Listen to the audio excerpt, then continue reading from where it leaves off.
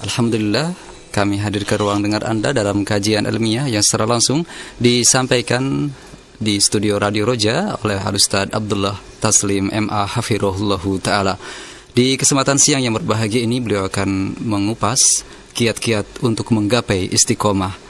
Sebagaimana kita ketahui bahwasannya istiqomah merupakan sebuah hal yang sangat penting bagi kita semua untuk kita miliki hingga akhir hayat kita.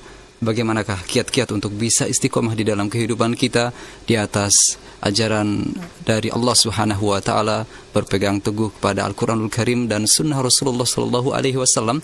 Kita akan simak secara lebih luas tausiah yang akan disampaikan oleh Al-Ustaz Abdullah Taslim MA Hafirullahu Ta'ala. Dan Alhamdulillah Al-Ustaz sudah hadir di studio untuk memberikan tausiahnya. Kita langsung saja untuk memberikan waktunya kepada beliau. Untuk Al-Ustaz, falyatafadhal mashkura.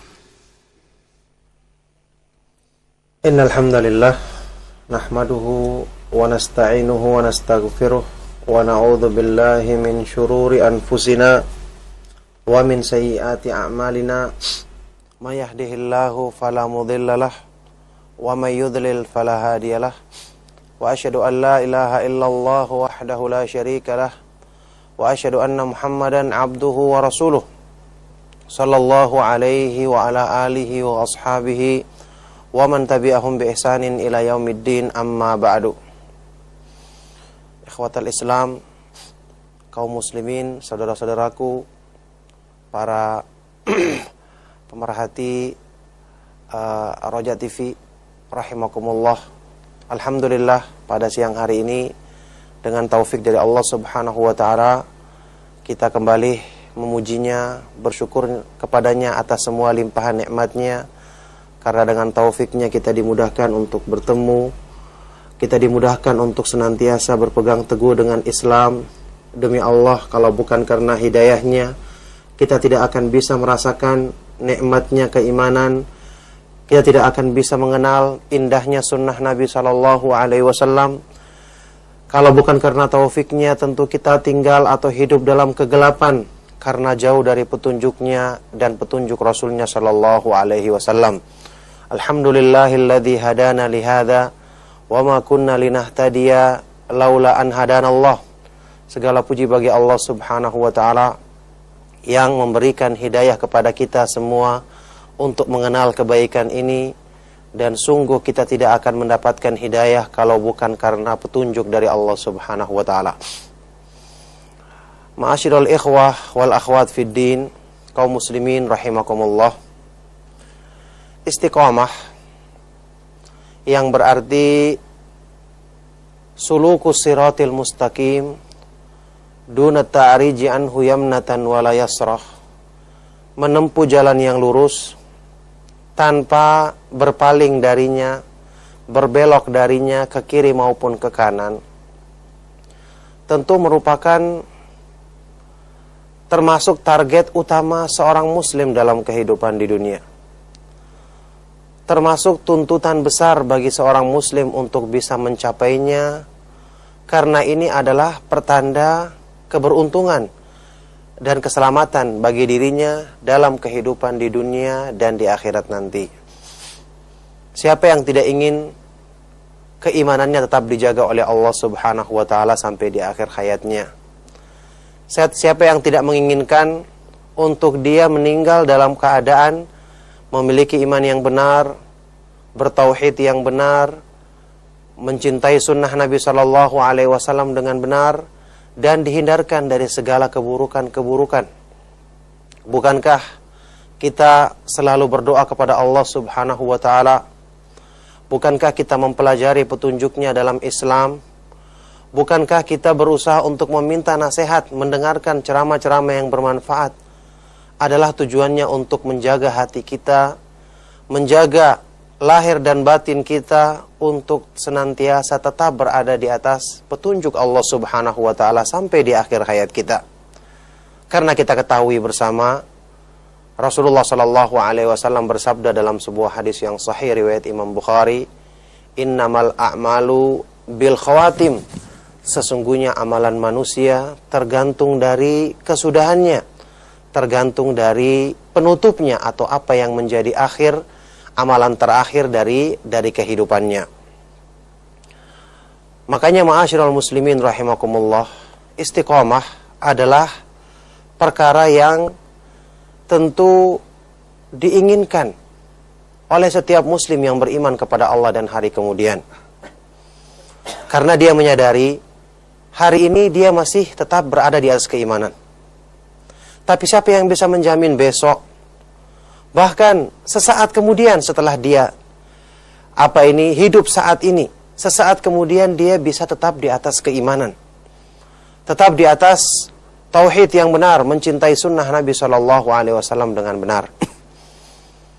Nah, oleh karena itu, kalau kita menyadari pentingnya hal ini, kalau kita mengetahui bahwasanya ini termasuk tuntutan yang pokok, yang kalau kita berpaling dari jalan yang lurus sekejap saja berarti kebinasaan kita, maka mestinya kita faham bahwa ini adalah perkara yang kita butuhkan, apalagi di saat kita hidup di akhir zaman yang penuh dengan godaan fitnah, yang penuh dengan berbagai kerancuan-kerancuan, kerusakan-kerusakan yang berpotensi besar untuk merusak iman kita, merusak keyakinan kita, merusak hubungan kita, ibadah kita kepada Allah Subhanahu wa taala. Coba kita perhatikan atau kita camkan hadis Rasulullah sallallahu alaihi wasallam berikut ini. Dalam hadis yang sahih diriwayatkan oleh Imam Muslim, Rasulullah sallallahu alaihi wasallam bersabda, "Badiru bil a'mali fitanan kaqita'il lailil mudlimah yusbihu ar-rajulu mu'minan wa yumsi kafiran wa yumsi mu'minan wa yusbihu kafiran yabi'u dinahu bi'aradin minad dunya." Hendaknya kalian bersegera dalam melakukan amal-amal kebaikan. Hendaknya kalian bersegera dalam melakukan perbuatan-perbuatan baik sebelum kalian nanti menjumpai fitnah-fitnah, godaan-godaan keimanan yang digambarkan dalam hadis ini bentuknya seperti qita'il lailil mudlimah, bagian malam yang sangat gelap gulita. Tidak jelas, tidak semua orang mengenalnya, samar, sehingga orang yang dekat tidak menyadari bahwa dia sedang dekat dengan sesuatu yang membinasakannya. Seperti bagian malam yang sangat gelap gulita, yang pada waktu itu ada orang yang di pagi hari dia dalam keadaan beriman, sore harinya dia telah menjadi kufur. Na'udzubillah min dzalik. Ada orang yang di sore harinya masih dalam keadaan beriman, besok paginya dia telah menjadi kufur, menjadi kafir di hadapan Allah Subhanahu wa taala. Yabi'u dinahu bi'aradin minad dunya, dia menjual agamanya dengan salah satu dari perhiasan dunia, wal iyadu billah. Jadi kita perhatikan, ma'asyiral muslimin, ma'asyiral ikhwa wal akhwat fi din, azakumullah. Hadis yang agung ini menggambarkan bagaimana dahsyatnya keadaan fitnah di akhir zaman. Menggambarkan bagaimana butuhnya kita terhadap penjagaan dari Allah Subhanahu wa taala untuk menjaga diri kita, menjaga keimanan kita, menjaga hati kita yang lemah. Menjaga hati kita yang lemah. Kalau orang-orang yang kuat imannya saja, orang-orang yang sempurna imannya, dekat dengan sumber kebaikan seperti para sahabat Nabi sallallahu alaihi wasallam, khawatir dengan sebab-sebab yang menjerumuskan mereka, memalingkan mereka dari agama Allah. Takut terhadap sebab-sebab yang merusak keimanan mereka. Sehingga para sahabat radhiyallahu taala anhum ajmain disebutkan dalam sebuah riwayat yang sahih oleh seorang tabi'in, Ibnu Abi Mulaika rahimahullah taala, adraktu 30 min ashabi Rasulillah sallallahu alaihi wasallam kulluhum yakhafun nifaqa ala nafsih. Aku pernah menjumpai sekitar 30 orang sahabat Nabi sallallahu alaihi wasallam yang masing-masing mereka mengkhawatirkan ditimpa kemunafikan dalam diri mereka. Di mana munafik, di mana sahabat? Dua hal yang tidak mungkin ketemu. Mereka adalah orang-orang yang dijamin kesempurnaan imannya, dijamin masuk ke dalam surga. Wa kullu wa'adallahu al-husna. Semua mereka Allah janjikan untuk masuk ke dalam surga. Tapi kenapa iman mereka yang demikian kuat tidak menjadikan mereka merasa aman? Maksudnya mereka selalu bersandar kepada Allah dan mengkhawatirkan diri mereka sendiri. Kalau mereka saja yang sempurna imannya takut, apalagi kita yang punya iman yang lemah. Apalagi kita yang memiliki hubungan dengan Allah Subhanahu wa taala yang tidak begitu semangat dalam beribadah. Bukankah ini lebih pantas seharusnya kita takut? Kita mengkhawatirkan diri kita. Bisa dibayangkan, kita hidup di zaman yang penuh dengan fitnah, penuh dengan cobaan-cobaan keimanan, dalam keadaan perbekalan kita atau senjata kita untuk menghadapinya lemah. Orang yang kuat saja, perbekalannya siap saja takut. Apalagi kita yang seadanya ibaratnya perbekalan kita. Bukankah ini pantas untuk seharusnya kita lebih takut? Cuma karena kebodohan kita, kebodohan dari kebanyakan kita tidak sadar. Dikatakan tadi fitnah itu seperti bagian malam yang sangat gelap gulita. Memang tidak sadar. Orang yang terjerumus fitnah biasanya dia menganggap santai. Tiba-tiba dia masuk dalam fitnah dan telah berubah. Na'udzubillahi min dzalik. Telah berubah agamanya. Karena dia tidak menyadari. Al-fitnatu idza akbalat lam ya'rifha illa al-ulama wa idza adbarat ya'rifuha kullu ahadin. Fitnah itu kalau datang tidak ada yang mengetahuinya kecuali orang-orang yang berilmu. Tidak semua orang mengetahuinya. Kalau dia telah pergi, baru orang menyadari, oh ternyata itu fitnah. Ternyata itu ujian keimanan. Demikian keterangan dari para ulama. Jadi kita harusnya menyadari bahwa diri kita ini lemah, perbekalan kita kurang, maka jangan berani menantang fitnah. Coba lihat gambaran yang disampaikan oleh salah seorang ulama salaf tentang dahsyatnya fitnah yang terjadi di zaman beliau, apalagi zaman kita sekarang, dan bagaimana seharusnya seseorang itu takut dalam menghadapinya. Al-Imam Sufyan Ats-Tsauri, Sufyan ibnu Sa'id ibnu Masruq Ats-Tsauri pernah mengatakan di hadapan seorang muridnya, di hadapan para murid-muridnya, amma ba'du fa innakum fi zamanin kana ashabun nabiy sallallahu alaihi wasallam yata'awwaduna ay yudrikuh wa lahum minal ilmi ma laysa lana walahum minas sabri ma laysa lana walahum minas sabqi fil islami ma laysa lana fakaifa bina hina adraknahu ala qillati ilmin wa qillati sabrin wa qillati a'wanin alal khairi wa fasadin minan nas wa qadarin minaz zaman. Sesungguhnya ketahuilah, kata beliau, sesungguhnya kalian saat ini berada di zaman yang para sahabat Nabi SAW berlindung kepada Allah untuk tidak mencapai zaman tersebut. Padahal mereka punya perbekalan yang sangat cukup. Mereka punya ilmu, kesabaran yang kuat, keterdahuluan dalam Islam, artinya imannya kuat, perbekalannya kuat. Bersamaan dengan itu mereka takut untuk mencapai zaman apa? Zamannya beliau, zamannya tabi'ut tabi'in, masih dekat dengan zaman kebaikan. Bagaimana kalau mereka menjumpai zaman kita? Begitu saja mereka ketakutan, padahal mereka bekalnya cukup. Fakaifa bina, maka kira-kira bagaimana keadaan kita ketika kita mencapai zaman tersebut yang disertai dengan ilmu kita yang sedikit, kesabaran kita menghadapi nafsu juga kurang, disertai dengan rusaknya orang-orang di sekitar kita, banyaknya kerusakan-kerusakan pada zaman ini. Ini sebaik-baik nasihat yang harusnya kita renungkan. Orang yang lemah harusnya mencari sebab-sebab yang menguatkan dirinya. Jangan justru pede dengan kelemahannya. Ini kebanyakan yang membinasakan manusia adalah terlalu bersandar kepada kemampuan diri sendiri. Ingat, orang yang telah berpaling dari petunjuk Allah, orang yang sesat itu akibatnya sangat fatal. Kalau dia sudah tersesat, maka dia tidak bisa menerima kebenaran lagi selama-lamanya. Bahkan dia menjadi penentang sunnah, penentang tauhid. Na'udzubillahi min dzalik. Betapa banyak orang-orang seperti ini yang kita saksikan terjadi.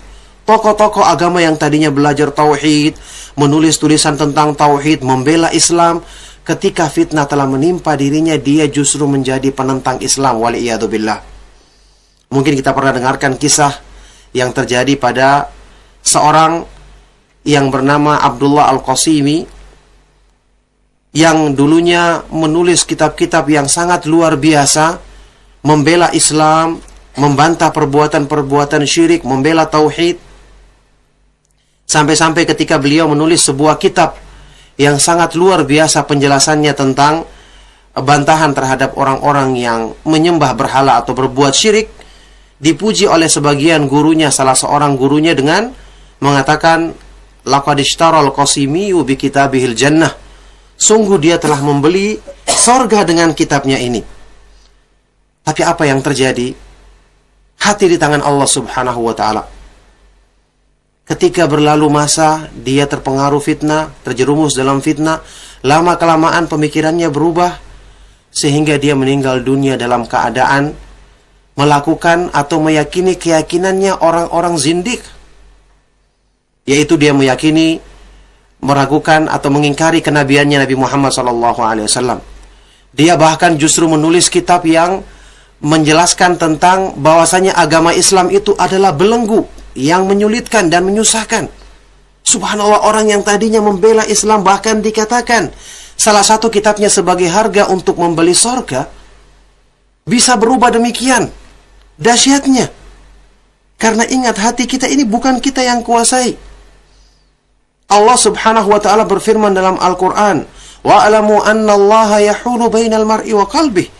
Ketahuilah bahwasanya Allah Subhanahu wa ta'ala dialah yang menghalangi manusia dari hatinya. Maka kalau hati telah berpaling, dan Allah jadikan berpaling sekalian, hati telah cenderung kepada satu kerusakan, kemudian dipalingkan, maka sudah binasa dia. Falamma zagu azagallahu qulubahum. Ketika mereka berpaling, maka Allah Subhanahu wa ta'ala sekalian jadikan hati mereka sesat dan tidak bisa menerima kebenaran lagi selama-lamanya. Na'udzubillahi min dzalik. Makanya istiqomah itu yang menjadikannya berat kecuali bagi orang-orang yang dimudahkan oleh Allah Subhanahu wa ta'ala. Karena istiqomah yang sesungguhnya itu ada dalam hati manusia. Dan untuk bisa mengarahkan hati agar tetap lurus di atas petunjuk Allah, ini bukan perkara yang mudah. Bagaimana fitnah syubhat dan syahwat di sekitar kita, pemahaman-pemahaman yang rusak, dunia, perhiasannya, syaitan yang selalu menunggangi hawa nafsu kita.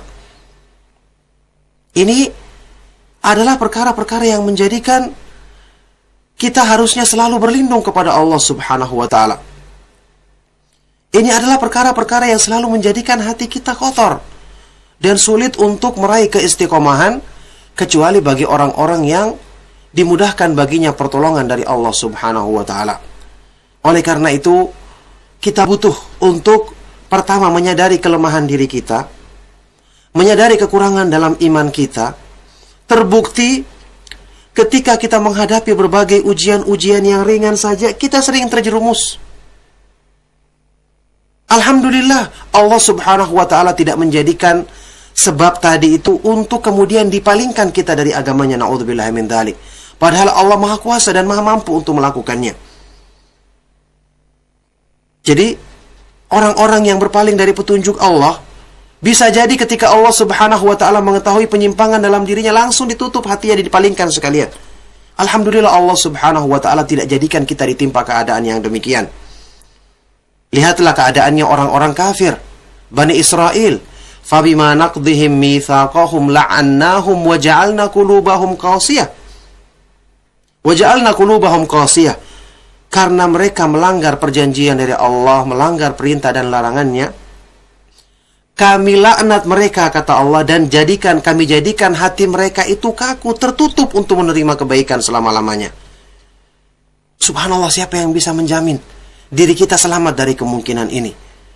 Bukankah ini harusnya menjadikan kita khawatir akan menimpa kita apa yang menimpa orang-orang yang kita dengarkan tadinya membela sunnah, menulis kitab yang bagus, semangat dalam kebaikan, sedikit demi sedikit kemudian dia berpaling, dia meninggalkan agama Allah, sedikit demi sedikit kemudian dia jauh dari sunnah Nabi Sallallahu Alaihi Wasallam. Karena ingat, syaitan itu menggoda manusia. Tentu ketika dia menggoda orang-orang yang ada kecenderungan semangat sama agama, beda dengan digodanya orang-orang yang jauh dari agama. Sedikit demi sedikit dipalingkan dia, lama-kelamaan kemudian berpaling dia secara keseluruhan dari petunjuk Allah Subhanahu wa Ta'ala yang lurus ini. Makanya sekali lagi, kalau kita menyadari besarnya fitnah, harusnya kita takut. Harusnya kita selalu berlindung kepada Allah Subhanahu wa Ta'ala. Harusnya kita selalu berusaha keras dekat dengan sebab-sebab yang menjadikan iman kita kuat. Ingat, setiap berpaling dari petunjuk Allah berarti kita meletakkan dalam diri kita, dalam hati kita, satu titik hitam yang lama-kelamaan akan menjadi besar sehingga menutup kebaikan dalamnya, dalam hati manusia. Itulah makna firman Allah Subhanahu wa Ta'ala, kalla bal rana ala qulubihim ma kanu yaksibun. Tidak sekali-sekali, bahkan telah menjadi ron, menutup, hitam yang menutupi hati mereka akibat perbuatan-perbuatan dosa yang mereka usahakan di dunia.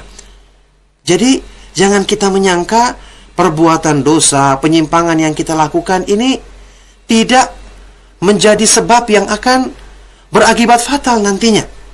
Apalagi kalau dilakukan dengan diremehkan, apalagi kalau orang yang sombong dan tidak merasa butuh kepada perlindungan Allah Subhanahu wa Ta'ala, maka yang seperti ini akan merupakan tunggangan syaitan yang sangat kuat untuk memalingkan manusia dari petunjuk Allah Subhanahu wa Ta'ala. Oleh karena itulah, ma'asyiral muslimin, kalau kita menyadari sebenarnya kebutuhan seorang muslim untuk mengetahui sebab-sebab yang menjadikan dirinya istiqamah di akhir zaman, lebih besar dan lebih harus dicari lagi olehnya. Karena kondisi dirinya yang lemah ditambah dengan kondisi fitnah yang demikian besar. Ini harusnya menjadikan dia lebih berusaha lagi mencari sebab-sebab tersebut. Menjadikan dia lebih bersungguh-sungguh lagi untuk mencari sebab-sebab yang menguatkan dirinya, yang dia berharap ketika ada ujian besar yang mesti dilewati oleh setiap manusia, Allah Subhanahu wa Ta'ala melindunginya dan menjaganya dari sebab-sebab kerusakan tersebut. Dalam sebuah hadis yang sahih atau hasan riwayat Tirmidzi, Rasulullah sallallahu alaihi wasallam bersabda, ta'arraf ilallahi firraha'i ya'rifka fi syiddah. Kenalilah Allah, ingatlah kepada Allah dalam keadaan kamu sedang lapang, mumpung belum ada fitnah yang menimpamu, selagi belum ada ujian keimanan yang datang kepadamu, supaya ya'rifka fi syiddah, ketika dalam keadaan sulit Allah akan mengingatmu dan akan memberikan pertolongannya kepadamu. Ini janji bagi siapa? Bagi orang yang selalu mempersiapkan diri, orang yang selalu berlindung ketika dalam keadaan lapang. Waktu belum datang fitnah, dia selalu mempersiapkan dirinya, berdoa kepada Allah, mencari sebab-sebab yang menguatkan dirinya. Baru Allah mengingatnya ketika ada fitnah. Nah, bagaimana orang yang tidak pernah persiapan, tidak pernah meminta perlindungan, merasa cukup dengan apa yang dimilikinya, merasa bangga dengan amal soleh yang sedikit, baru sedikit yang pernah dilakukannya, kemudian dia merasa pede, merasa tidak butuh lagi mohon pertolongan kepada Allah. Bagaimana orang seperti ini akan ditolong oleh Allah Subhanahu wa Ta'ala? Na'udzubillahi min dzalik. Makanya kita harus mengenal petunjuk Allah Subhanahu wa Ta'ala dalam ayat-ayat Al-Quran dan petunjuk Rasulnya Sallallahu Alaihi Wasallam tentang sebab-sebab yang menjadikan kita istiqomah di atas agamanya, sehingga kita meninggal dunia di atas kebenaran dan terus berpegang teguh dengan petunjuk Islam, petunjuk iman, petunjuk sunnah Nabi SAW sampai di akhir hayat kita. Para ulama Ahlus Sunnah wal Jamaah menjelaskan sebab-sebab tersebut yang cukup banyak, tapi yang paling penting diantaranya adalah yang disebutkan dalam beberapa ayat Al-Quran. Di antaranya firman Allah Subhanahu wa Ta'ala, "Yuthabbitullahu alladhina amanu bil qawli tsabiti fil hayatid dunya wa fil akhirah." Sungguh Allah Subhanahu wa Ta'ala akan meneguhkan keimanannya orang-orang yang beriman bil qawli tsabit, dengan ucapan yang teguh dalam kehidupan di dunia dan di akhirat. Ini sebab yang pertama dan utama. Termasuk sebab yang pertama dan utama. Allah akan meneguhkan hatinya orang-orang yang beriman, menjadikan istiqomah hati mereka, jiwa mereka, dengan apa? Al-qawlu tsabit, ucapan yang teguh di dunia dan di akhirat. Apa arti ucapan yang teguh dalam hadis ini? Dalam ayat ini ditafsirkan langsung oleh Rasulullah SAW dalam hadis riwayat Bukhari dan Muslim dari sahabat yang mulia, yang diriwayatkan dalam Sahih Bukhari dan Muslim dari sahabat yang mulia Al-Bara ibnu Azib radhiyallahu taala anhu. Rasulullah SAW bersabda, "Innal muslima idza su'ila fil qabri fayashhadu an la ilaha illallah wa anna Muhammadan Rasulullah fadzaka qawluhu yuthabbitullahu alladhina amanu bil qawli tsabiti fil hayatid dunya wa fil akhirah." Seorang muslim ketika dia ditanya oleh malaikat Munkar dan Nakir dalam kuburannya, waktu itu dia mempersaksikan dua kalimat syahadat la ilaha illallah dan Muhammad Rasulullah. Itulah maknanya firman Allah yang saya sebutkan tadi. Allah akan meneguhkan hatinya orang-orang yang beriman dengan ucapan yang teguh dalam kehidupan di dunia dan di akhirat. Artinya apa ucapan yang teguh tadi yang merupakan sebab teguhnya hati seorang mukmin? Dua kalimat syahadat yang difahami dan diamalkan dengan benar. Berpegang teguh dengan tauhid, menjauhi syirik. Berpegang teguh dengan sunnah dan menjauhi perbuatan bid'ah. Ini termasuk sebab yang pertama dan utama. Makanya belajar akidah, belajar tauhid, belajar tentang keimanan, belajar tentang keyakinan, mengenal syirik dan hal-hal yang membatalkan keislaman, ini justru merupakan sebab untuk menguatkan keimanan kita itu sendiri. Mengenal sunnah Nabi SAW, belajar bagaimana beliau beribadah sesuai dengan petunjuk Allah, menjauhi hal-hal yang bertentangan dengan sunnah, yaitu hal-hal yang disebut dengan bid'ah. Ini sebab utama untuk menguatkan hati kita di atas kebenaran. Makanya kajian-kajian yang dibahas tauhid, yang dibahas sunnah, yang memperingatkan dari syirik dan perbuatan bid'ah, ini adalah kajian-kajian yang demi Allah justru sangat bermanfaat dalam meneguhkan keimanan kita. Karena istiqomah lahir dan batin artinya adalah batinnya diisi dengan keimanan yang benar kepada Allah, tauhid yang benar. Lahirnya anggota badannya diisi dengan pengamalan yang sesuai dengan petunjuk Nabi SAW. Itulah arti istiqomah lahir dan batin. Sehingga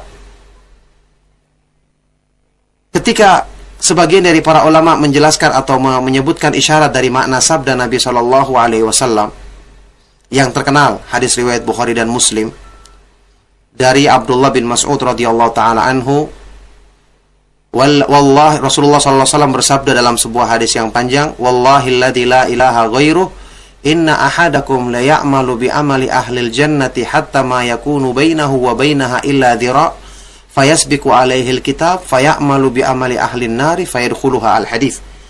Demi Allah yang jiwaku yang tidak ada sembahan yang benar kecuali Dia, sungguh akan ada salah seorang di antara kamu yang dia itu mengamalkan amalannya penghuni sorga, sampai-sampai tidak ada lagi jarak yang membatasi dia masuk ke dalam sorga kecuali satu hasta saja.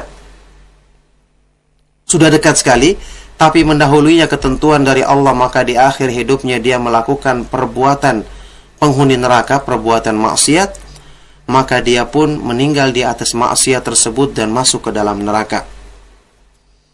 Ini Diterangkan oleh para ulama tentu terjadi dengan sebab. Terjadi dengan sebab. Apa sebabnya sampai orang yang kelihatannya baik, mengamalkan kebaikan dalam hidupnya, tiba-tiba di akhir hidupnya dia mendapatkan su'ul khatimah, mati di atas keburukan, di atas maksiat, waliyadzubillah. Ternyata diterangkan oleh para ulama, sebabnya adalah kembali kepada kerusakan dalam memahami tauhid atau dalam memahami sunnah Nabi SAW. Sebabnya adalah kerusakan pada lahirnya atau batinnya. Ima atau bisa jadi sebabnya kerusakannya karena dia tidak ikhlas dalam beramal, atau dia beramal tapi tidak bersandar kepada Allah, rusak dalam tawakalnya, menjadikan dia sombong, tidak berlindung dari keburukan, bersandar kepada dirinya sendiri. Yang ini jelas menjadi sebab dicabutnya taufik dari diri seorang hamba. Atau dia meyakini keyakinan yang menyimpang dari petunjuk Nabi SAW dalam agamanya. Sehingga ketika menjelaskan hal ini, Al-Imam Abdul Haq Al-Ishbili rahimahullah ta'ala mengatakan, wa'alam anna su'al khatimati a'adana Allahu minha la yakunu liman istaqama zahiruhu wa saluha batinuhu. Ketahuilah bahwasanya yang namanya su'ul khatimah, meninggal di atas perbuatan maksiat, tidak mungkin terjadi pada orang-orang yang istaqama zahiruhu, lurus amalan anggota badannya, karena diisi dengan amalan yang sesuai dengan sunnah Nabi SAW, wasaluha batinuhu, dibarengi dengan kesalehan dalam batinnya, karena diisi dengan tauhid dan keimanan yang benar. Jadi ini sebab untuk istiqomah yang sangat harus kita usahakan dalam diri kita. Belajar akidah, diulangi kembali pelajaran tauhid kita. Kenali sunnah Nabi SAW dalam amalan-amalan ibadah kita, untuk menghiasi, menjadikan indahnya amalan anggota badan kita diiringi dengan kesolehan dalam batin kita, yang ini merupakan sebab untuk istiqamah di atas agama Allah Subhanahu wa ta'ala. Imam Qatadah Ibnu Di'amah As-Sadusi, Imam Ahlus Sunnah yang terkenal dari kalangan tabi'in, ketika menafsirkan ayat tadi, beliau mengatakan, ammal hayatud dunya fayuthabbituhumullahu bil khairi wal amalis salih. Adapun dalam kehidupan di dunia, Allah akan meneguhkan orang-orang yang beriman, hati mereka dengan apa? Dengan kebaikan dan amalan soleh yang dilakukan. Jadi kalau kita rajin mengisi hidup kita dengan amal-amal kebaikan yang lahir dan batin, tentu saja amal soleh yang terbesar adalah tauhid, kemudian amal-amal ibadah yang sesuai dengan sunnah Nabi SAW, maka ini demi Allah merupakan sebab yang dengannya Allah Subhanahu wa ta'ala menjadikan manusia istiqomah sampai di akhir hayatnya di atas jalannya yang lurus. Ini sebab yang pertama. Sebab yang kedua, dan juga termasuk sebab yang utama, qiraatul Qur'ani bittadabbur, membaca Al-Quran dengan merenungkan kandungan artinya. Al-Quran adalah hablullahil matin, tali Allah yang kokoh. Al-Quran adalah sumber kebaikan, sumber segala kebaikan bagi hati manusia, yang menjadikan hati manusia selalu tenang dan bahagia ketika mendekatkan diri kepada Allah. Ala bidzikrillahi tatmainnul qulub. Ketahuilah, dengan mengingat Allah, hati manusia akan menjadi tenang. Al-Quran adalah sumber segala kebaikan. Makanya Allah Subhanahu wa ta'ala menyebutkan dalam Al-Quran, kenapa Al-Quran itu diturunkannya berangsur-angsur, tidak sekaligus. Wa qala alladhina kafaru laula nuzzila alaihil Qur'anu jumlatan wahidah. Dan orang-orang kafir berkata, kenapa Al-Quran tidak diturunkan kepada Rasulullah SAW sekaligus? Kenapa harus berangsur-angsur, pelan-pelan? Allah berfirman, kadzalika linutsabbita bihi fuadak warattalnahu tartila. Demikianlah untuk kami jadikan hatimu menjadi kuat dengannya. Jadi Al-Quran itu kalau kita pelajari sedikit demi sedikit, kita baca, kita renungkan artinya, tidak perlu banyak, yang penting ada yang nempel dalam diri kita untuk kita fahami, kita ambil petunjuknya, kita resapi kandungan maknanya, maka demi Allah ini akan menjadi peneguh keimanan kita yang sangat kuat. Sebagaimana yang Allah sebutkan dalam firman-Nya tadi, diturunkannya Al-Quran berangsur-angsur adalah untuk menguatkan hatinya Rasulullah SAW. Makanya berupaya untuk mempelajari Al-Quran, mengerti kandungan artinya, belajar tafsir, ini merupakan sebab istiqomah yang sangat besar, yang sangat kita butuhkan dalam kehidupan kita di akhir zaman ini. Selanjutnya, sebab yang berikutnya adalah berdoa kepada Allah Subhanahu wa Ta'ala. Ini juga sebab yang sangat utama. Berdoa kepada Allah Subhanahu wa Ta'ala karena Dialah yang mampu meluruskan hati kita. Dialah yang mampu untuk melindungi hati kita dari tipu daya syaitan dan hawa nafsu, kotornya hawa nafsu. Bagaimana Rasulullah SAW berdoa dalam hadis sahih riwayat Imam Muslim? Inna quluba bani Adam kullaha baina isba'aini min asabi'ir rahmani ka qalbin wahidin yusarrifuhu haitsu yasha. Sesungguhnya hati manusia semuanya terletak di antara dua jari dari jari-jarinya Ar-Rahman, Allah Subhanahu wa Ta'ala, seperti hati yang satu yang Allah Subhanahu wa Ta'ala akan bolak-balikkan sesuai dengan kehendaknya. Jadi Allah Dia yang mampu meneguhkan hati manusia. Makanya termasuk doa yang sering diucapkan oleh Nabi SAW yang kita kenal bersama, memohon untuk diteguhkannya hati, yaitu ya muqallibal qulubi tsabbit qalbi ala dinik. Wahai Allah yang membolak-balikkan hati manusia, kuatkanlah hatiku di atas agamamu.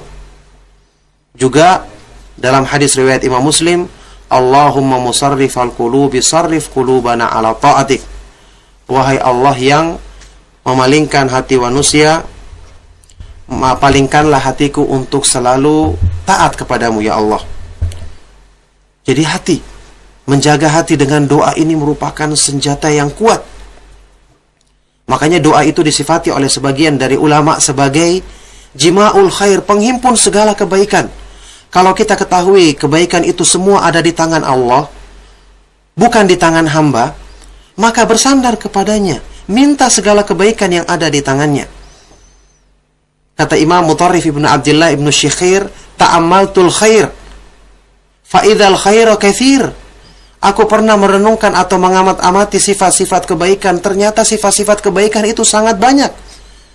Dan semua ternyata ada di tangan Allah.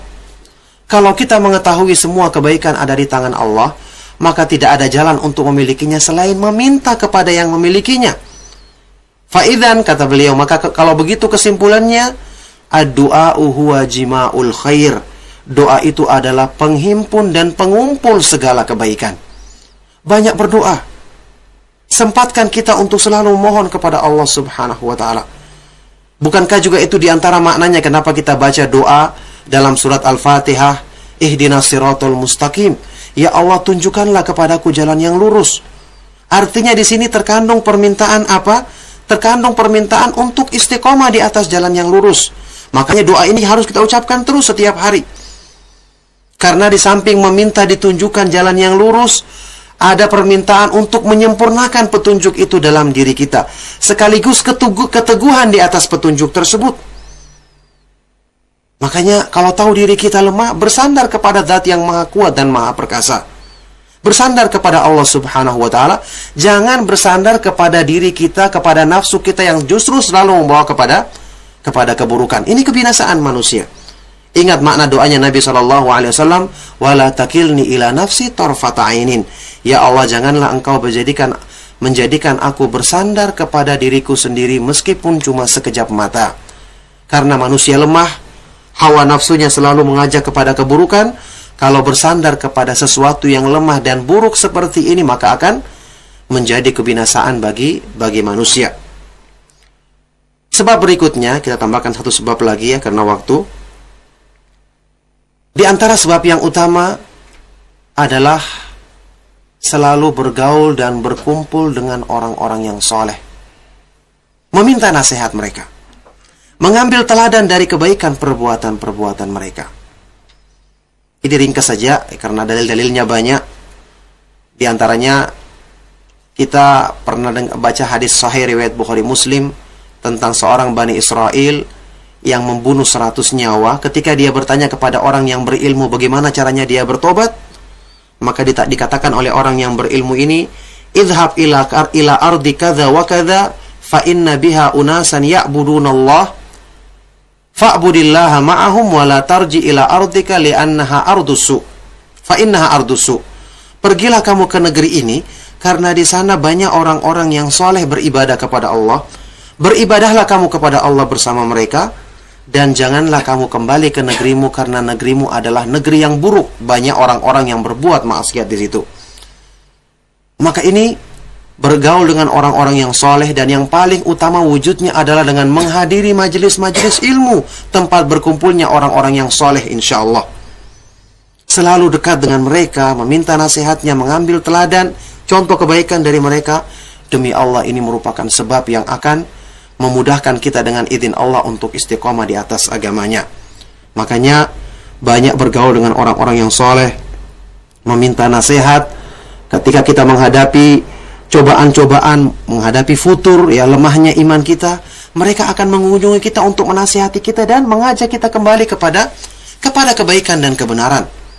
Lihatlah Imam Ibnu Qayyim rahimahullah ta'ala menggambarkan tentang keadaan diri mereka ketika mengalami guncangan-guncangan dalam mempertahankan keyakinan ahlu sunnah wal jamaah.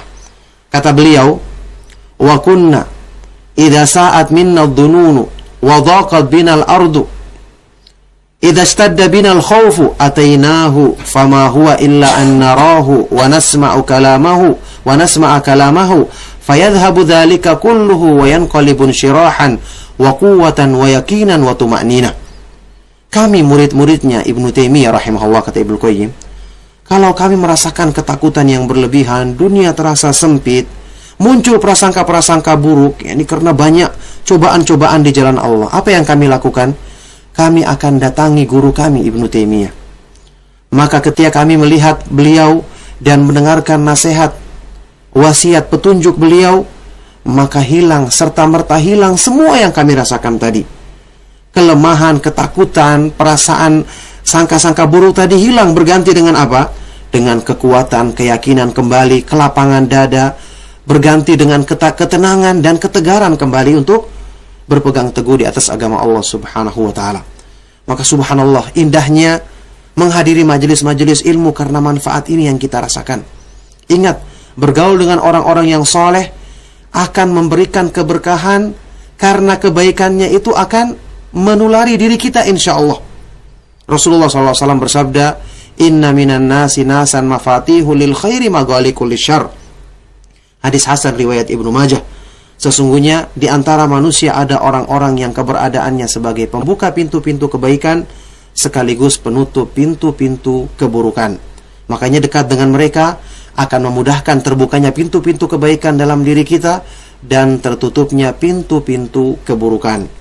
Maka alhamdulillah, masih banyak sebab-sebab yang lain yang tentu kita tidak mungkin menyebutkan semua karena keterbatasan waktu.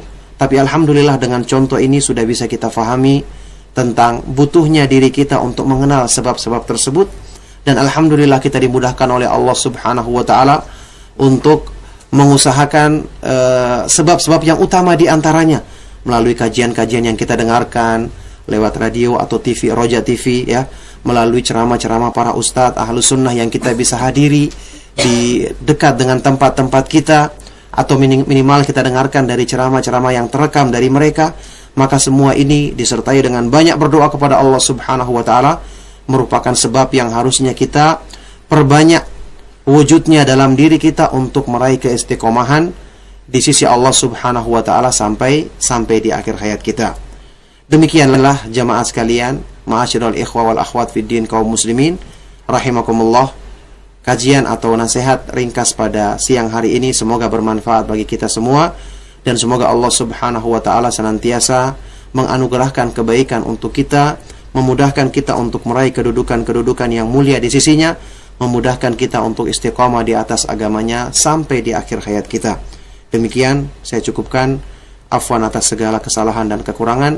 Sallallahu wasallam wa barak ala nabiyina Muhammadin wa ala alihi wa ashabihi wa man tabi'ahum bi ihsan ila yaumiddin wa akhiru da'wana anil hamdulillahi rabbil alamin. Nah, terima kasih untuk Al-Ustaz, jazakallahu khairan atas nasihat yang penuh manfaat yang telah Ustaz sampaikan terkait dengan keutamaan atau pentingnya bagi kita untuk istiqomah, serta beberapa kiat yang Ustaz telah sampaikan untuk menjaga keistiqomahan kita. Semoga kita bisa mengambil faedah dan manfaat dari apa yang telah disampaikan oleh Al-Ustaz tadi. Saudaraku seiman dan seakidah, para pendengar Radio Roja, juga pemirsa Roja TV dimanapun Anda, kita langsung saja untuk membuka sesi tanya jawab. Ada kurang lebih 20 menit ke depan bagi kita untuk berinteraksi. Silakan bisa menghubungi kami di 0218236543 atau dengan pesan singkat di 0819896543. Baik, untuk yang pertama Ustaz, kami akan angkat terlebih dahulu pertanyaan yang datang dari pesan singkat dari pendengar kita, seorang ibu hamba Allah yang menyampaikan pertanyaannya.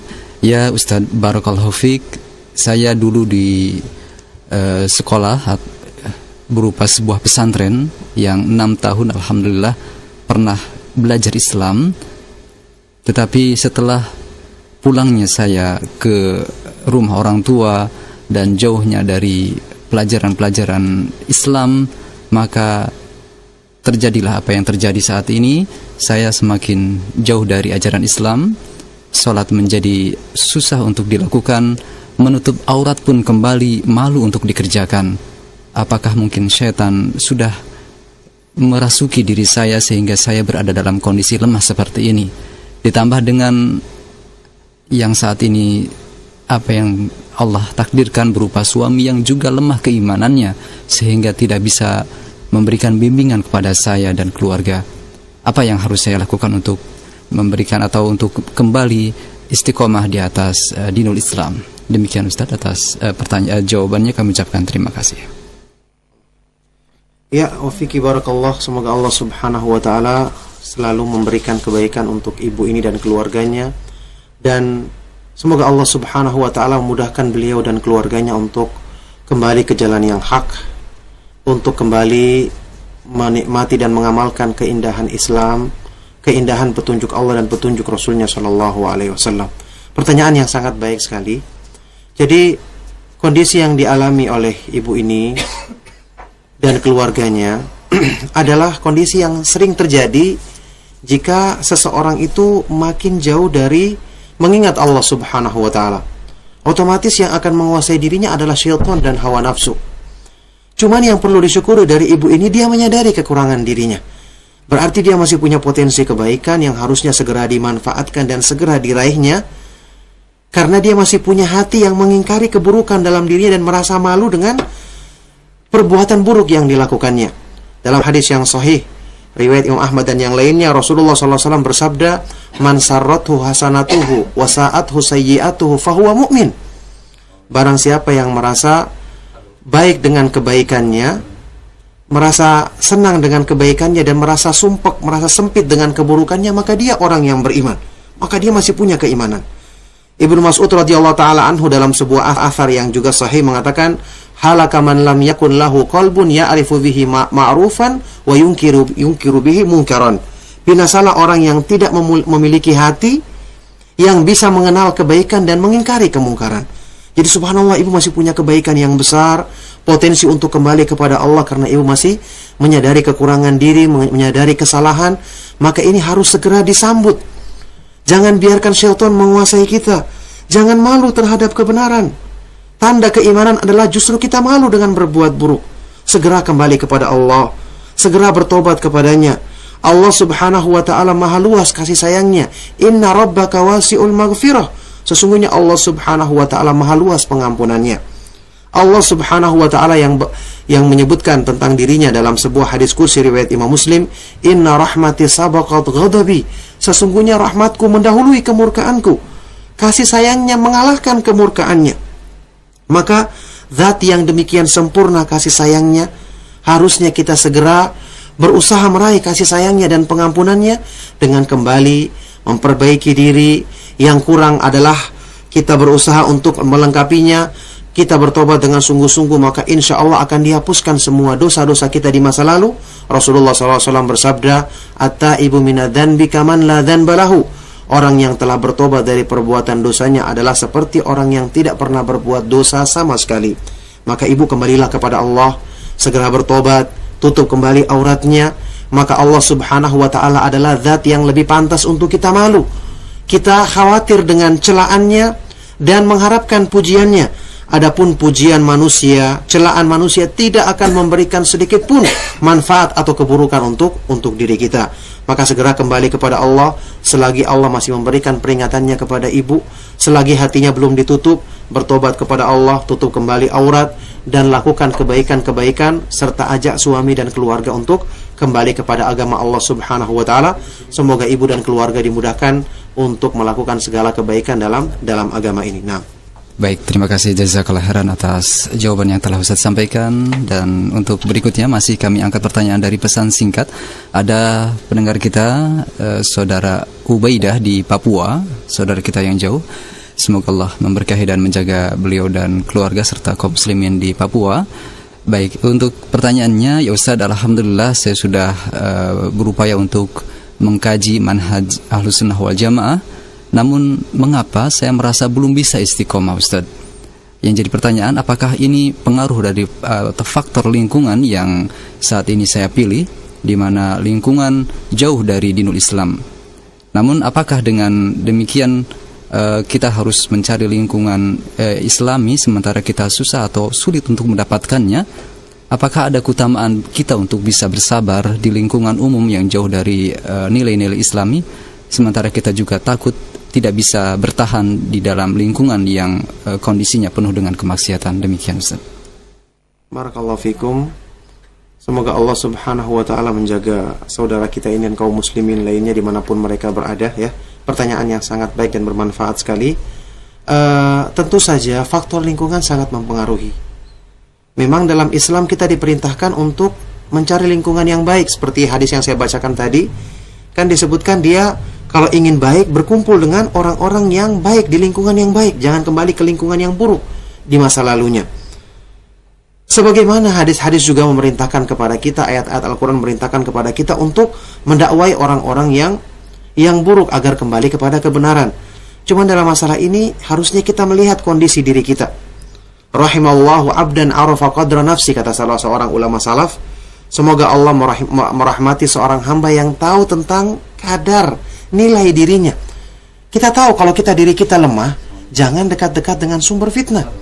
Kalau diri kita lemah, jangan kita membaur dengan orang-orang yang lingkungan rusak yang kita pun akan terpengaruh. Jadi setelah kita berdoa kepada Allah, kita berusaha cari lingkungan yang baik. Minimal kita berhijrah dari lingkungan yang lebih banyak buruknya kepada lingkungan yang lebih sedikit keburukannya. Adapun orang-orang yang sudah kuat, dia merasa imannya mantap, dia bisa mendakwai manusia dan bermanfaat keberadaannya di lingkungan tersebut, bisa mengurangi keburukan yang ada di sana, maka dia memilih lingkungan tadi karena dia bisa mendakwai mereka. Kalau kita merasa diri kita selalu berpaling, selalu ada godaan, jauh dari istiqomah, maka segera kita berlindung kepada Allah Subhanahu wa ta'ala, kemudian mencari lingkungan yang lebih baik atau bahkan lingkungan yang sama sekali jauh dari keburukan tersebut. Nah, baik, terima kasih jazakallah khairan atas jawaban yang telah Ustaz sampaikan. Di kesempatan selanjutnya kami undang para pemirsa Roja TV ataupun para pendengar Radio Roja untuk secara langsung menghubungi kami di 0218236543 untuk bertanya untuk di kesempatan 10 menit ke depan pertemuan kita di kesempatan siang hari yang berbahagia ini. Dan kita coba sapa saja pendengar kita yang pertama via telepon. Halo. Assalamualaikum warahmatullahi wabarakatuh. Waalaikumsalam warahmatullahi wabarakatuh. Silakan, dari mana Ibu? Dengan siapa? Saya dengan Imas di Kebayoran Lama. Silakan Ibu Imas. Assalamualaikum Pak Ustadz. Waalaikumsalam warahmatullahi wabarakatuh. Imas mau tanya, kan gini. Halo Ibu, mohon maaf dikecilkan volume radionya Bu ya. Dan kemudian ke inti pertanyaannya Bu agar bisa lebih efektif waktunya ya. Silakan. Ya. Gini Pak Ustadz, Imas mau tanya. Kan Imas kan ini ketemu sama orang yang ini bukan kayak gini nih, orangnya dicerita bahwa dia pakai gini pakai gitu, istilahnya sirik ya. Iya. Nah, dia bilang ke Imas bahwa dia pakai gini pakai gitu, tapi dia pengen bertobat, tapi dia itu nggak mau karena dia itu ada tatonya itu yang ada isinya gitu. Pas aku mau ajak ke Pak Ustadz gitu, dia nggak mau, malu katanya. Iya. Terus itu Imas harus gimana menyikapinya dan nasihatinya gitu ya. Baik. Terus yang kedua itu kan sekarang itu kan orang itu kan banyak habis pesantren pendidikan, tapi kok jadi malah banyak kan itu orangnya yang jadi berubah jadi sirik gitu, apa jadi berlindungnya lain gitu, padahal dia berpendidikan. Baik. Terus yang ketiga, cukup saya Ibu, kan mohon maaf. satu lagi, tolong, cuma surat Al-Isra ayat 80, saya pakai doa yang masukkanlah saya ke dalam jalan yang benar, yang itu kan yang waku robi adkhilni mudkhalan sedikit gitu ya Pak. Ya, apakah itu boleh buat doa saya buat terhindar dari riya?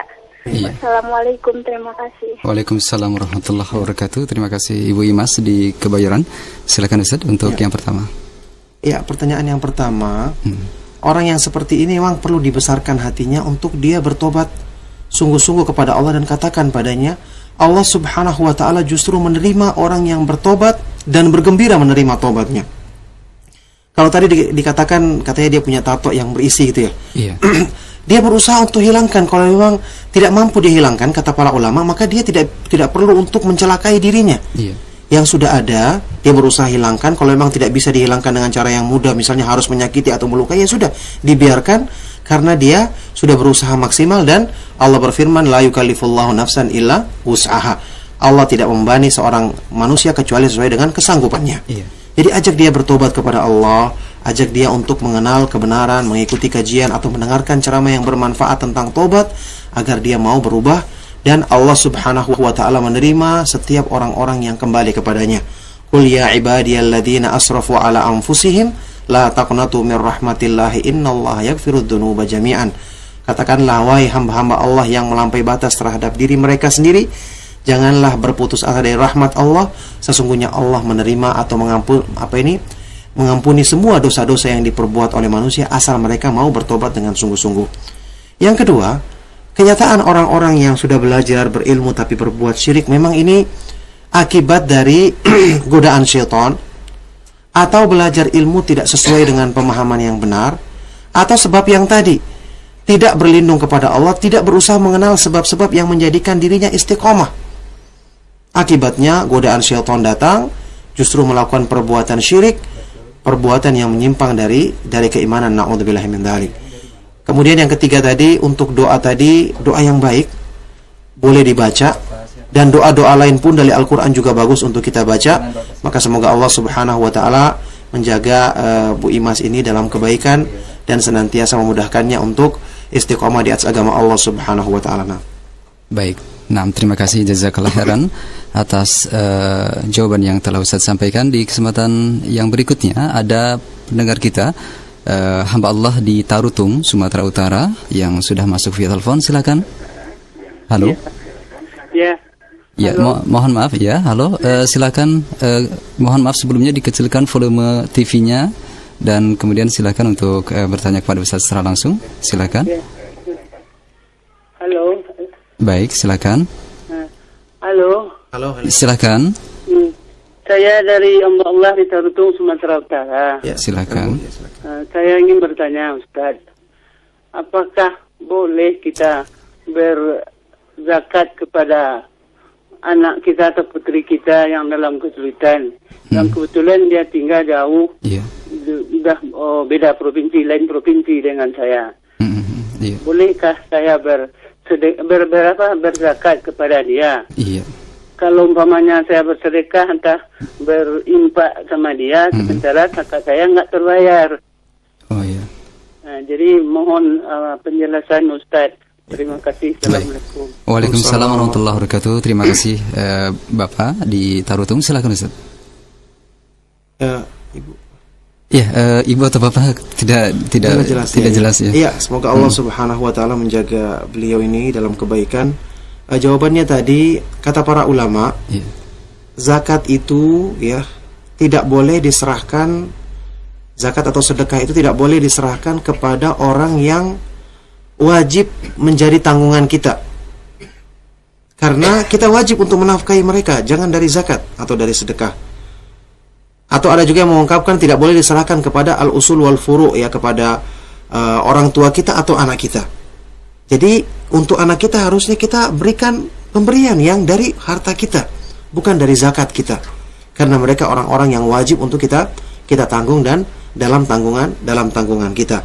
Jadi itu jawabannya yang saya ketahui dari keterangan para ulama tentang masalah zakat atau sedekah. Nah, baik. Nah, terima kasih jazakallah khairan atas jawaban yang Ustaz sampaikan, juga semoga bermanfaat untuk pendengar ya atau pemirsa yang bertanya tadi di Tarutung. Barakallahu fiik.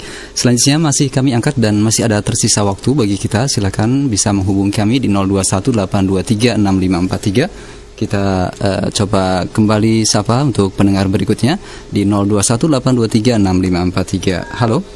Halo. Nah, terputus sepertinya. Kami berikan kesempatan sekali lagi untuk para pendengar dimanapun Anda, untuk para pendengar Roja di 756 AM atau pemirsa TV di satelit Palapa D 3632 MHz 0218236543. Kami coba untuk kembali sapa. Halo. Halo. Iya. Waalaikumsalam warahmatullahi wabarakatuh. Dengan siapa, dari mana Bapak? Dari Pak Ari ini. Pak Ari, di mana Pak Ari? Di Ciputat. Silakan Pak Ari. Saya minta penjelasan itu tadi itu yang tentang riwayat ada orang yang telah membunuh 100 orang itu. Iya. Itu awalnya bagaimana itu, Ustaz? Iya. Tolong dijelaskan gitu, Ustaz. Baik. Baik. Terima kasih Pak Ari. Jazakallah khairan atas partisipasi dan interaksi Bapak di siang hari ini. Silakan Ustaz. ya ringkasnya ya karena waktu. Jadi hadis itu hadis Bukhari Muslim. Iya. Yang jelas Rasulullah SAW mengatakan di awalnya, kanat rajulun min Bani Israel, kana rajulun, yakni orang yang dulu dari kalangan Bani Israel, dia membunuh qatala tis'atan wa tis'ina nafsan, ya. Dia membunuh 99 jiwa. Kemudian dia ditunjukkan untuk datang kepada seorang yang ahli ibadah, rahib, pendeta, ahli ibadah gitu ya. Dia bertanya, hali min taubah, apakah saya masih bisa bertobat? Maka orang pendeta ini, ahli ibadah ini, karena dia bodoh, dia mengatakan tidak ada tobat. Akhirnya dibunuh sekalian dia menjadi 100. Kemudian dia bertanya tentang orang yang paling berilmu, ditunjukkanlah kepada seorang berilmu dari Bani Israel yang terdahulu. Dia bertanya kembali, hal min toba, apakah ada tobat bagiku? Maka pendeta orang yang berilmu ini mengatakan, na'am, wa man yahulu bainaka wa bainaha. Iya, siapa yang bisa menghalangi kamu dari tobat, karena Allah Maha luas pengampunannya. Kemudian dia anjurkan yang tadi, pergilah kamu ke negeri ini dan itu, kemudian beribadahlah kepada Allah karena bersama mereka, dan seterusnya, sampai akhirnya disebutkan dalam kisah ini dia ingin bersiap-siap dan sudah mulai berjalan menuju ke tempat yang baik tadi itu, ke daerah tempat dia ingin berhijrah itu. Di tengah jalan dia meninggal dunia, sehingga malaikat azab dan malaikat rahmat berbeda pendapat, berselisih. Malaikat rahmat mengatakan dia ini datang untuk bertobat, sedangkan malaikat azab mengatakan dia belum berbuat kebaikan sama sekali. Kemudian ternyata Allah Subhanahu wa taala kesimpulannya menerimanya, mengampuni dosanya, karena ketika diukur jalannya yang ditempuhnya, jarak yang menuju ke negeri yang baik tadi sudah lebih dekat daripada jarak dari tempat negerinya yang buruk. Maka Allah Subhanahu wa taala yang mendekatkan bumi tadi, menjadikan ini sebab untuk dia memberikan rahmatnya kepada hambanya yang sungguh-sungguh untuk bertobat dan kembali kepada kebaikan ini. Nah. Baik, terima kasih jazakallah khairan atas jawaban yang telah saya sampaikan. Barakallahu fiik. Satu penanya kami akan angkat dari telepon untuk di kesempatan terakhir mungkin ya Ustaz ya, di kesempatan siang menjelang sore hari ini. Halo. Iya, assalamualaikum. Halo. Ya, halo. Iya, silakan. Dengan siapa, dari mana Bapak? Ini dengan Bapak Marsudi dari Kalimantan. Bapak Marsudi? Ya. Kurang jelas ya. Silakan Pak Marsudi. Saya ini termasuk orang yang lemah imannya, lemah tauhid, dan mungkin masih lemah dalam agama. Dan saya mau tanya kepada Ustadz, karena di sini lingkungan saya ini ada yang berbeda pendapat, banyak yang berbeda pendapat. Terus Ustadz, saya bingung mau ikut yang mana kan gitu. Terus saya mau tanya kepada Ustadz, apakah mendoakan orang yang sudah meninggal, terus bersolawat untuk Nabi dengan dilakukan untuk terus memperingati hari-hari besar Islam itu termasuk perbuatan bid'ah dan sesat dan dilarang oleh agama Ustadz? Itu bentuk ada khilaf di antara kaum muslimin di tempat Bapak ya Pak ya? Ya. Baik. Dan kemudian menjadikan sebagian di antara kaum muslimin lemah begitu Pak ya? Betul. Baik itu saja Bapak. Terima kasih. Nah, waalaikumsalam warahmatullahi wabarakatuh. Silakan Ustaz. Ya, barakallahu fikum. Pertanyaan yang sangat bermanfaat sekali dari Bapak di Kalimantan ya. Semoga Allah Subhanahu wa taala menjaga beliau dan kaum muslimin yang ada di sana dan dimanapun kaum muslimin berada ya. Pertama, kita semua lemah iman Pak. Makanya kita butuh menguatkan diri kita dengan petunjuk Allah, dengan pertolongan darinya. Kita semua lemah iman, lemah diri kita semua jahil, tidak faham. Maka Allah Subhanahu wa taala yang menjadikan kita bisa mengenal kebaikan-kebaikan dalam petunjuknya. Maka selama kita belajar, selama kita mendengarkan nasihat yang bermanfaat, selama Bapak insya Allah dengarkan terus ya TV Roja atau Radio Roja, ini akan banyak menambah keimanan kita, insya Allah menambah ilmu kita untuk semakin paham tentang agamanya. Ya, pertanyaan Bapak tadi tentang beberapa hal yang diperselisihkan tadi, maka seperti yang disebutkan misalnya pertama mendoakan orang yang meninggal dunia, disyariatkan mendoakan. Jelas kita mendoakan, apalagi keluarga kita, orang tua kita. Rasulullah SAW dalam hadis riwayat Imam Muslim ketika mayat dikuburkan, beliau bersabda, "Istaghfiru li akhikum wasallallahu tathbit fa innahu al-an yus'al." Minta ampunlah untuk saudaramu dan mintalah keteguhan iman baginya karena sekarang dia ditanya oleh malaikat Munkar dan Nakir. Jadi kita doakan orang yang meninggal dunia. Kita doakan tidak mesti di kuburannya, kita bisa doakan di masjid, yang itu yang paling bagus. Doakan pada waktu kita sholat malam dan tempat-tempat kebaikan yang lainnya. Yang kedua, bersalawat. Bersalawat dianjurkan. Bahkan Rasulullah SAW bersabda, "Man shalla alayya salatan wahidatan sallallahu alaihi biha asyran." Barang siapa yang bersalawat kepadaku sekali, Allah akan bersalawat atau mendoakan memberikan rahmatnya kepadanya 10 kali. Jadi kebaikannya dilipat ganda. Salawat keutamaannya besar. Orang yang mencintai Nabi SAW banyak bersalawat kepadanya. Tapi salawatnya benar, bukan salawat yang dibikin-bikin. Salawat yang diajarkan oleh Nabi SAW yang seperti kita baca dalam salat kita. Bukan salawat yang diada-adakan yang tidak ada dasarnya, seperti salawat badriyah, nariyah atau yang selainnya yang tidak ada tuntunannya. Bukan salawat yang dilakukan, karena model-model salawat ini tidak benar. Yang kita dianjurkan adalah salawat yang diajarkan dalam hadis yang sahih, yaitu salawat Ibrahimiyah yang kita baca dalam tahiyat kita atau waktu tasyahud kita, atau kita ucapkan Allahumma sholli ala Muhammad wa ala ali Muhammad, dan yang lainnya yang dibenarkan dalam syariat kita. Yang ketiga, memperingati hari-hari besar Islam. Alhamdulillah. Iya, kalau yang diperingati itu adalah hari Jumat dengan sholat Jumat atau Idul Fitri dan Idul Adha, disyariatkan. Ini yang disyariatkan. Adapun hari-hari besar lainnya, alhamdulillah, hari-hari dalam Islam semuanya besar karena kita laksanakan ibadah padanya. Adapun kalau yang dimaksud seperti Maulid, Isra Mi'raj, ini tidak ada tuntunannya. Tidak pernah diamalkan oleh para sahabat yang lebih mencintai Nabi SAW dibandingkan kita semua. Tidak pernah diajarkan oleh Imam Syafi'i, Imam Ahmad, Imam Malik, Abu Hanifah. Bukunya Imam Syafi'i banyak dan kita bisa baca. Tidak ada penjelasan tentang keutamaannya Maulid, Isra Mi'raj dan yang lainnya, karena ini diada-adakan oleh orang-orang yang datang setelah mereka. Maka ini jawabannya, semoga Allah memberikan kebaikan kepada Bapak ini. Baik, terima kasih jazakallahu khairan atas jawaban yang Ustaz sampaikan, dan pertanyaan Bapak Marsudi tadi menutup perjumpaan kita Ustaz. Jazakallahu khairan atas jawaban yang telah disampaikan. Mungkin ada kesimpulan atau hal yang akan disampaikan? Baik. Nah, terima kasih atas materi sekali lagi yang telah Ustaz sampaikan. Jazakallahu khairan.